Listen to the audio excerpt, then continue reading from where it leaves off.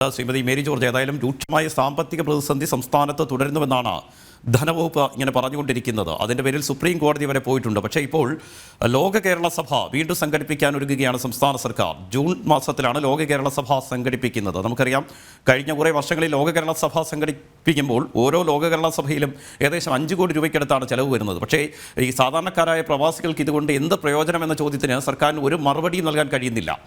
Shrimati Mary George, അതായത് ലോക കേരള സഭ നടത്തുന്ന സമയത്ത് എനിക്ക് തോന്നുന്നു 2017 അന്ന് 17 18 ആണ് നടത്തുന്നത്. ആ സമയത്ത് ലോക കേരള സഭ നടത്തുന്നതിന് വേണ്ടി തന്നെ നമ്മുടെ ഒരു സർക്കാർ ബിൽഡിംഗ് ഇടിച്ചു നിരത്തി 16 കോടി രൂപ അതിനുവേണ്ടി ചെലവഴിച്ചാണ് ആ ബിൽഡിംഗ്, ലോക കേരള സഭ നടത്താൻ വേണ്ടിയുള്ള ബിൽഡിംഗ് തന്നെ കൺസ്ട്രക്ട് ചെയ്തത്.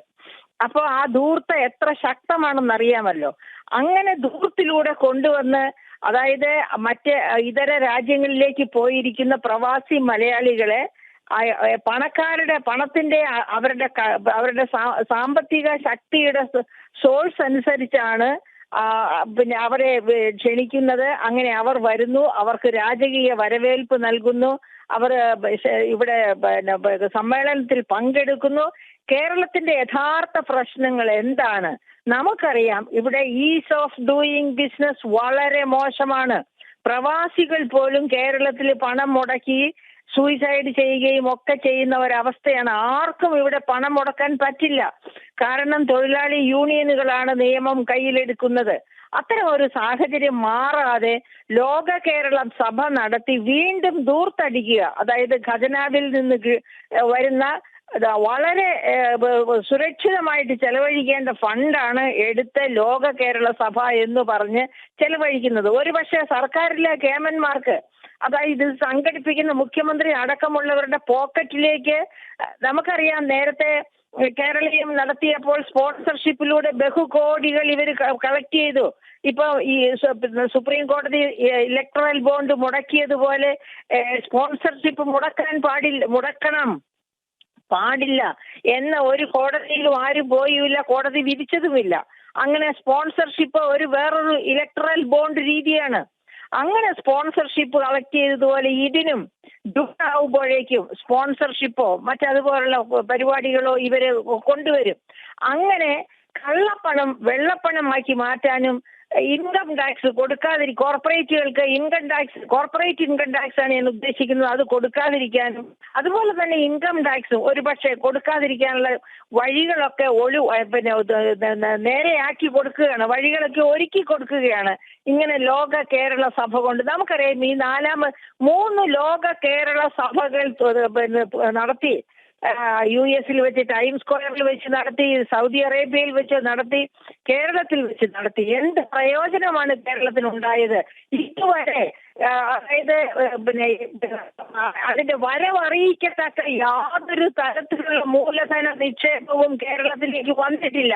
അതിന്റെ പേരിൽ തൊഴിൽ കൊടുത്തിട്ടുണ്ട് ഇവരുടെ വേണ്ടപ്പെട്ട ഈ ലോക കേരള. മേരി ജോർജ്, ഈ ആദ്യ ലോക കേരള സഭയ്ക്ക് ശേഷമാണ് 2 പ്രവാസികൾ ആത്മഹത്യ ചെയ്തത്.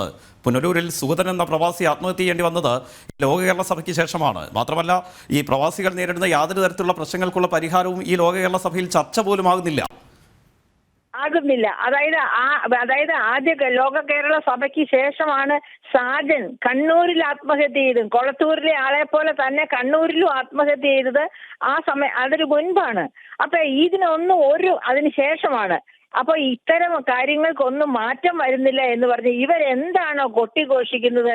ഇവര് പ്രവാസികളുടെ പ്രശ്നം പരിഹരിക്കാൻ വേണ്ടി അങ്ങോട്ട് ചെല്ലേണ്ട ഒരു കാര്യവുമില്ല. കാരണം ഇപ്പൊ പ്രവാസികളുള്ള ഏത് രാജ്യത്തും നമുക്കറിയാം, ദുബായ് പോലെയുള്ള രാജ്യങ്ങൾ, അതായത് UAE പോലെയുള്ള രാജ്യങ്ങൾ, അവിടെ പ്രവാസികൾക്ക് കുറച്ച് പ്രശ്നങ്ങൾ ഉണ്ടാകും തൊഴിൽ മേഖലയില്.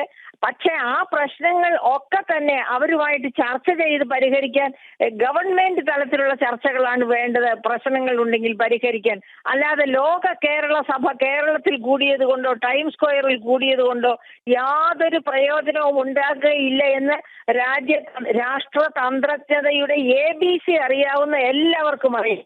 അപ്പൊ ഇതെന്തിനാണ്? ഇത് പണക്കാരുടെ പുറം ചൊറിഞ്ഞു കൊടുക്കുക, എന്നിട്ട് അവരിൽ നിന്ന് ധാരാളമായിട്ട് വാങ്ങിക്കുക, പണമായിട്ടും ഇനാമായിട്ട് വാങ്ങിച്ച് അവനവന്റെ മുതൽക്കൂട്ട് അത് തന്നെയാണ് ഈ ലോക കേരള സഭയുടെ പുറകിൽ ഇതിന്റെ നടത്തിപ്പുകാർക്കും മുഖ്യമന്ത്രി അടക്കമുള്ള എല്ലാവർക്കും ഉള്ളത്. എന്നിട്ട് റാൻമൂളികളായ കുറെ പേര് ഇതൊക്കെ നല്ലതാണ് എന്ന രീതിയിൽ പുകഴ്ത്തിക്കൊണ്ട് നടക്കുക. ഈ ശ്രീമതി മേരി ജോർജ്, നമുക്ക് അറിയാം, നേരത്തെ പലതവണ ചർച്ച ചെയ്തതാണ്, ഓരോ മുഖ്യമന്ത്രിയുടെ വിദേശ സന്ദർശനം കഴിയുമ്പോഴും പറയുന്നത് അവിടെ നിന്ന് ആപ്പിൾ കമ്പനി കേരളത്തിലേക്ക് വരുന്നു, അല്ലെങ്കിൽ വിദേശ കമ്പനികളൊക്കെ കൂട്ടത്തോടെ കേരളത്തിലേക്ക് വരികയാണ്, കേരളത്തിൽ നിക്ഷേപങ്ങൾ നടത്തും. ഇത് കഴിഞ്ഞ കുറേ വർഷങ്ങളായി ഇങ്ങനെ പറഞ്ഞുകൊണ്ടിരിക്കുകയാണ്. പക്ഷേ നമുക്ക് ഇതൊന്നും കാണാൻ കഴിയുന്നില്ല. മാത്രമല്ല, ഈ പ്രളയക്കെടുതികൾ സംസ്ഥാനം രൂക്ഷമായി നേരിട്ടപ്പോൾ ഡച്ച് മാതൃക ഇവിടെ നടപ്പാക്കുമെന്നായിരുന്നു അവകാശവാദം. അതിനെക്കുറിച്ച് പഠിക്കാനാണ് പോയത്. ഇത്തരത്തിൽ പഠനങ്ങൾ നടത്തി കോടികൾ ചെലവഴിക്കുന്നതല്ലാതെ യാതൊരു തരത്തിലുള്ള പ്രയോജനവും സംസ്ഥാനത്തിനുണ്ടാകുന്നില്ല. ഇല്ല, ഉണ്ടാകുന്നില്ല. അപ്പൊ ഉദാഹരണത്തിന് ഡച്ച് മാതൃക പഠിച്ചിട്ട് റൂം ഫോർ റിവർ എന്ന് പറഞ്ഞ പ്രിൻസിപ്പിളുമായിട്ടാണ് അദ്ദേഹം ഇവിടെ മടങ്ങിയെത്തുന്നത്. പക്ഷേ എന്താണ് പറയാ, നമുക്കറിയാം വേണു രാജാമണി അവരൊക്കെ പ്രഗത്ഭരായ രാഷ്ട്രതന്ത്രജ്ഞരായിരുന്നു. അദ്ദേഹത്തെ ചേർത്ത് നിർത്തിക്കൊണ്ട് ഇവര് കുറെ നാൾ എന്തൊക്കെയോ നാടകങ്ങളൊക്കെ കളിച്ചു. പക്ഷേ റൂം ഫോർ റിവർ ഒന്നും ഇവിടെ വന്നില്ല. അവസാനം വേണു രാജാമണി തന്നെ ഈ കള്ളക്കളി മനസ്സിലാക്കിയിട്ടായിരിക്കണം അദ്ദേഹം സൈലൻസ്, മൗനം വിദ്വാന ഭൂഷണം എന്ന രീതിയിൽ സൈലൻസ് കീപ്പ് ചെയ്യുന്നു. എങ്കിലും അദ്ദേഹം രാജിവെച്ച് അവിടെ നിന്ന് പിരിഞ്ഞു പോന്നു എന്നതുകൊണ്ട് തന്നെ എന്തുമാത്രം ഡിസ്കണ്ടന്റ്മെന്റ്. അദ്ദേഹം എന്തെങ്കിലും ചെയ്യാമെന്ന് വിചാരിച്ചാകാം LDFന്റെ കൂടെ ചേർന്നത്. പക്ഷെ ഒന്നും നടക്കില്ല എന്ന് മനസ്സിലാക്കിക്കൊണ്ടും ഈ പറയപ്പെട്ട ചെരുപ്പഴിക്കൽ പണി എനിക്ക് പറ്റുന്നതല്ല എന്ന് മനസ്സിലാക്കിയുമായിരിക്കണം അദ്ദേഹം അവിടെ നിന്ന് വിട്ടുപോകുന്നത്. അപ്പോ ഇപ്പൊ ഇവിടെ വീണ്ടും ജൂൺ മാസത്തിലെ ലോക കേരള സഭ നടത്തുന്നുവെങ്കിൽ അതുവരെ ഖജനാവിലേക്ക് വന്നെത്തുന്ന പണം ധൂർത്തടിക്കുക. അങ്ങനെ ധൂർത്തടിച്ച് എന്നിട്ട് അവസാനം അടുത്ത വർഷവും നമുക്കറിയാം, ഈ വർഷം നമ്മളെ രൂക്ഷമായ എന്ന് വെച്ചാല് സത്യം പറഞ്ഞാൽ കേന്ദ്ര ഗവൺമെന്റ് എന്തുകൊണ്ടാണ് ഈ സംസ്ഥാനത്തെ പ്രസിഡന്റ് ഭരണത്തിലാക്കുന്നത് എന്ന് എനിക്ക് അത്ഭുതമാണ്. അത്ര രൂക്ഷമായ ധനപ്രതിസന്ധിയാണ് സംസ്ഥാനത്ത് അനുഭവിച്ചുകൊണ്ടിരിക്കുന്നത്. അതുകൊണ്ടാണല്ലോ പെൻഷൻ കിട്ടാൻ ഞാനൊക്കെ 4-ാം തീയതി 5-ാം തീയതി വരെ വെയിറ്റ് ചെയ്തു. 1-ാം തീയതി തന്നെ സർക്കാർ ജീവനക്കാരുടെ ശമ്പളവും പെൻഷനും കൊടുത്തുകൊണ്ടിരുന്നതാണ്. അതായിരുന്നു സർക്കാർ ഉദ്യോഗസ്ഥരുടെ ഏറ്റവും വലിയ അഹങ്കാരവും. 1-ാം തീയതി തന്നെ ശമ്പളവും പെൻഷനും കിട്ടുമെന്നുള്ളത്. അത് 4-ാം തീയതി 5-ാം തീയതി 6-ാം തീയതി ഒക്കെ ആയി മാറി. അടുത്ത മാസവും അത് തന്നെ ആവർത്തിക്കും. അത് കഴിഞ്ഞിട്ട് പുതു ധനവർഷം വരും. ആ ധനവർഷത്തിൽ സമാഹരിക്കാവുന്ന ഫണ്ട് എടുത്ത്, അങ്ങനെ കിട്ടുന്ന ഖജനാവിലെത്തുന്ന ഫണ്ട് എടുത്ത് ധൂർത്തടിക്കാനുള്ള ഒരു മാർഗം ഇപ്പോഴേ കണ്ടുവച്ചിരിക്കുകയാണ്. അതായത് അതിനെ മാറ്റണമെന്നുണ്ടെങ്കിൽ ഇവിടുത്തെ പൗരന്മാർക്ക് സാക്ഷരത മാത്രം പോരാ.